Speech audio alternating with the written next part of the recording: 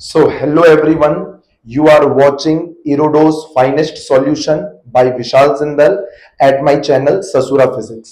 चलो बाबू एक बार इस सवाल को अच्छे से देख लो।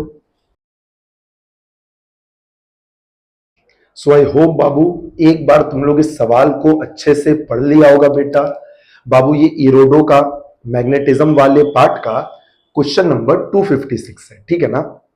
एक बहुत ही अच्छा सवाल है, सुंदर सवाल है, सिंपल सा क्वेश्चन है, थोड़ा सा दिमाग लगेगा बेटा। एक बार ध्यान से समझना। सवाल में क्या बोला है बाबू कि दो इन्फानाइट वायर है और इन दोनों वायर्स का एक एंड तो जुड़ा हुआ है एक रेजिस्टेंस आर से और दूसरा एंड जुड़ा हुआ है एक V वोल्ट के बैटरी से। बात समझना, ठीक है ना। और सवाल में क्या बोला है कि इस रेजिस्टेंस R का वैल्यू कितना हो सच दैट इन दोनों वायर्स पर नेट फोर्स जीरो आ जाए। तो सवाल है कि इन दोनों वायर्स पर सबसे पहले कौन कौन सा फोर्स आ रहा है, हम लोग को यह सोचना पड़ेगा। किसी भी एक वायर का एफबीडी सोचना पड़ेगा कि उस वायर पर कौन कौन सा फोर्स आ रहा है और फिर उन फोर्सेस का रिजल्टेंट को क्या करना पड़ेगा, जीरो करना पड़ेगा। क्योंकि बोला है कि रेजिस्टेंस का क्या वैल्यू हो कि वायर्स पर नेट फोर्स क्या हो जाए, जीरो हो जाए। बात समझो बेटा। सबसे पहले तो इस सर्किट में इस बात को समझो, एक करंट आएगा, आई का वैल्यू कितना होगा, V बाई आर। बाकी ये दोनों वायर तो एकदम रेजिस्टेंस लेस है, तो बस सर्किट का करंट तो कोई भी लिख लेगा, V बाई आर। अब बात समझो बेटा, इस वायर्स के बीच में कौन कौन सा फोर्स आएगा।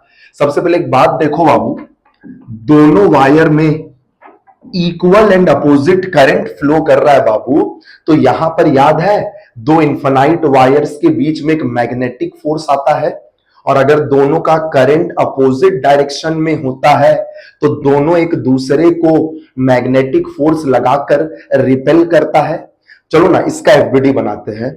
मतलब ये वायर इस वायर को क्या कर रहा है, मैग्नेटिक फोर्स लगाकर एक तो रिपेल कर रहा है।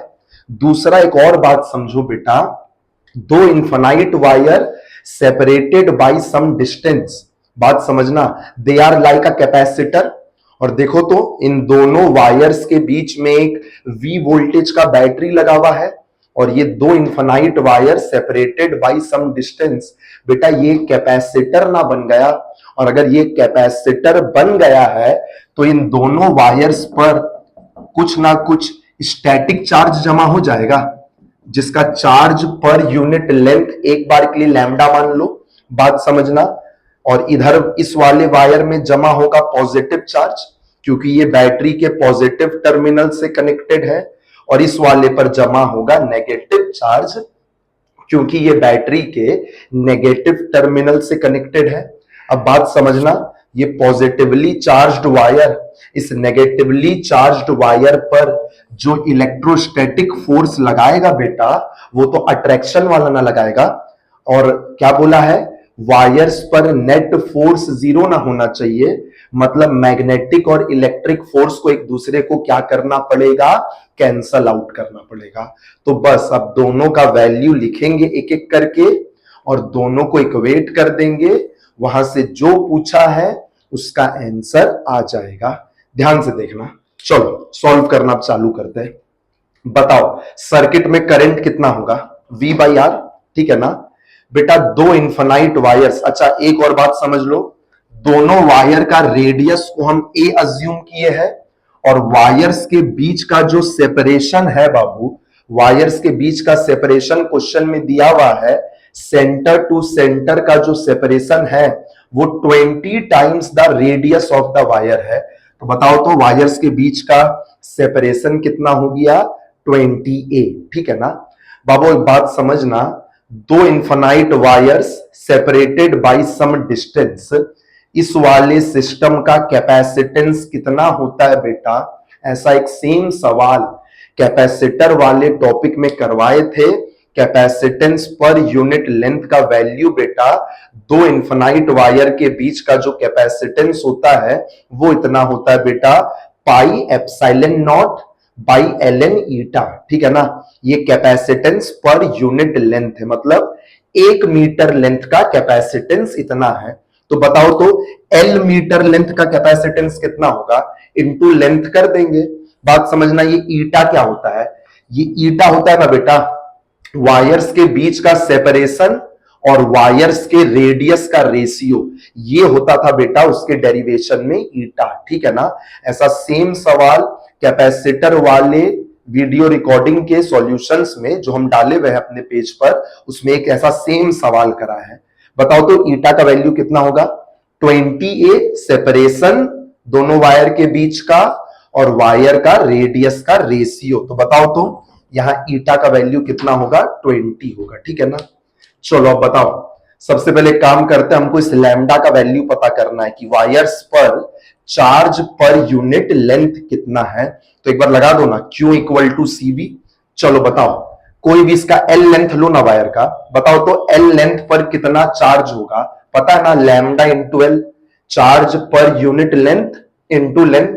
तो Q का वैल्यू हो गया lambda L equal to L length का कैपेसिटेंस कितना होगा, L लेंथ का capacitance pi epsilon naught L by ln eta. Eta का वैल्यू 20 पुट कर दिए और पोटेंशियल डिफरेंस भी है। देखो तो L से L कटा और लैम्डा का वैल्यू आ गया बेटा वायर्स का चार्ज पर यूनिट लेंथ का वैल्यू आ गया तेरे सामने, ठीक है ना। अब बताओ इलेक्ट्रोस्टैटिक फोर्स कैसे लिखे इन दोनों के बीच का, याद है ना इलेक्ट्रोस्टैटिक फोर्स कैसे लिखते थे, QE, एक का चार्ज लो और दूसरे के कारण उस जगह का फील्ड लो, तब ना आता था दो बॉडीज के बीच का इलेक्ट्रोस्टैटिक फोर्स। चलो इसका हम चार्ज का वैल्यू ले लिए, L लेंथ पर कितना चार्ज होगा, लैम्डा L, और इस इनफाइनाइट वायर का इस डिस्टेंस पर इलेक्ट्रिक फील्ड कितना होगा। याद है इनफाइनाइट वायर का R डिस्टेंस पर इलेक्ट्रिक फील्ड होता था 2K लैम्डा बाई R। तो देखो तो 2K लैम्डा बाई R का वैल्यू, यहां से यहां का सेपरेशन 20 है, देखो पुट कर दिए हैं।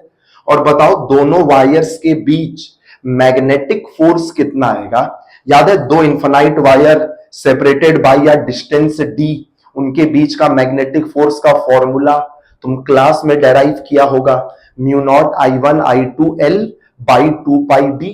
तो देखो तो म्यू नॉट I1 I2 दोनों का करंट सेम है, तो I स्क्वायर L बाई 2 पाई और सेपरेशन का वैल्यू कितना है 20A।